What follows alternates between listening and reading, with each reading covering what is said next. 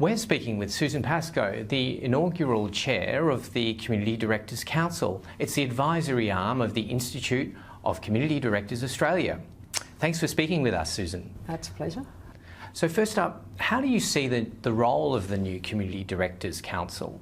I think the Community Directors Council is going to fill a bit of a gap in terms of governance training for not-for-profits in Australia, in that although there are an existing number of providers, whether they're higher education providers, community providers, professional organisations, there's no one really that exists exclusively to train not-for-profits in their governance responsibilities. And I think that that's going to be a great role for this recently installed Community Directors Council. Leading on from that, how important do you think not-for-profits and charities are to this country? Well, I think they're critical, in fact, to particularly the maintenance of effective communities. The Canadians often say that charities exist to do good for others, and I think that that's a nice way of phrasing it, because it could be in the cultural sphere, it could be in welfare, where we traditionally think of charity, including overseas aid, any number of areas. I'm also struck by, from a legal point of view, when the 2010, when the High Court made their decision on the Aid Watch case, they really emphasised the fact that charities are important for a healthy democracy, and that of course underscores the role of charities in advocating.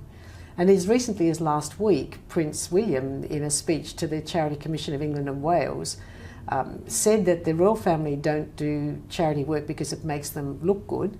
They do charity work because they believe it's critical to the maintenance of sustainable societies and for the health of civil society in the UK. So I thought that was quite interesting as well. Of course, that makes me ask the question, where would we be without community directors? It's hard to imagine in that there's such an impulse within people to do good for others, as the Canadians say. I noted it when I was on the Royal Commission into the Victorian bushfires, that if you look at the way that communities responded, there was a spontaneous initiative taken from countless people to assist others that had a misfortune during that dramatic event. I also think that there's an impulse toward altruism and toward nurturing either others or animals or the environment or the community that you couldn't really quell in humans. It's there. And so the work that they do in civil society, generally on a voluntary basis, not always, but that is a really healthy outlet for those impulses that many of us have in the broader community. And so what do you think is different about what community directors and company directors do, and what is the council going to do to help with that? I think there are more similarities than differences between what community directors do and company directors, in that they're both responsible for the effective governance of the enterprise and for critical matters such as sound financial management, good governance practice, and a focus on the bottom line. And here's where we get the critical difference. For company directors, the bottom line is profit. For community directors, it's whatever the mission or purpose is. So if it is to support animal welfare, it's healthy animals in whatever community it is. If it's in the arts, it might be toward sustainable area of performing arts, and so on. As I said earlier, we typically think of charity in the traditional sense of welfare or helping the vulnerable and the disadvantaged, and of course for mission-driven organisations, that's a critical purpose as well. I would want to emphasise, as the recent and inaugural Commissioner of the Australian Charities and Not-for-Profits Commission, that overwhelmingly the evidence is that charities want to do the right thing and indeed do the right thing. And so there is great ground level initial capability in most of the boards anyway. What the new Community Directors Council wants to do is build on that, enhance that, so that in the same way as the AICD, for example, the Australian Institute of Company Directors, is able to promote better governance in corporate Australia, the Institute of Community Directors will be able to promote better governance in the community sector in Australia. And talking about the council, how do you feel about the mix that you've got on it?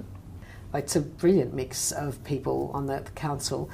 When you think about the breadth of background of the members, from academic through to practitioner backgrounds, and also people who've run very large enterprises, so they understand what's involved in the very large charities, as well as a member who's been more involved with rural and smaller charitable and not-for-profit enterprises. So I think it's a fantastic mix, and I'm quite excited about working with them. Have you got a message for community directors that might be watching now about why they might consider becoming a member of ICTA? Look, I think any means of formally recognising that a person has undertaken training, met a certain standard, and then been formally assessed as meeting that standard is good for the individual, but good for the board that wants to take them on, because you can then appoint that person with confidence that they have the basics in terms of good governance. And in a more collective sense, it's good for the governance of not-for-profits in Australia that we are building on people who have formally fit-for-purpose recognised training that means that the governance in the not-for-profit sector in Australia is in good hands.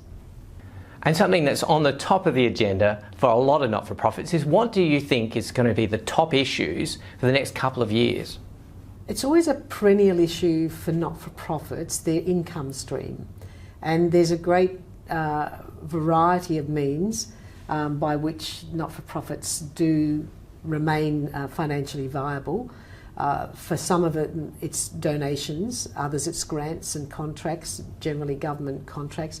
Many not-for-profits, just over half, generate quite a bit of their own income through ventures like opportunity shops or fee-for-service for some of the services they offer, investments.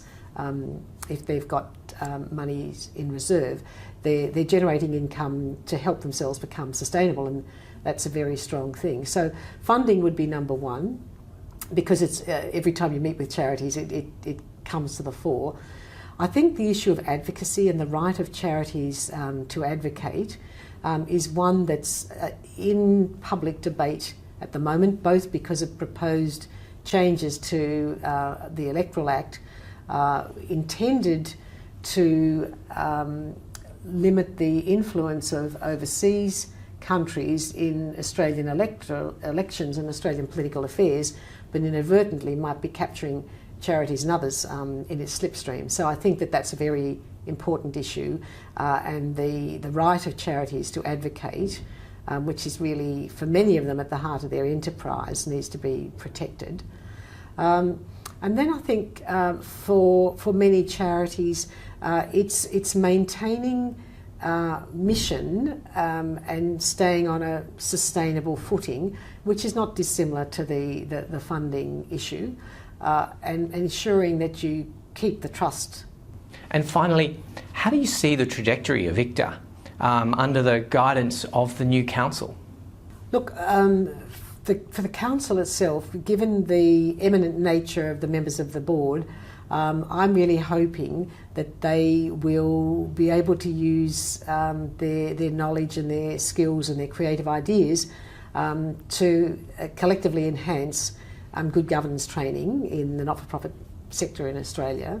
And it would be great if over time the ICTA becomes a beacon, really, a badge of recognition of good training, good capacity and good governance in Australia. All right, well, thank you very much for speaking with us. Thank you. We've been speaking to Susan Pascoe, the new chair of the Community Directors Council.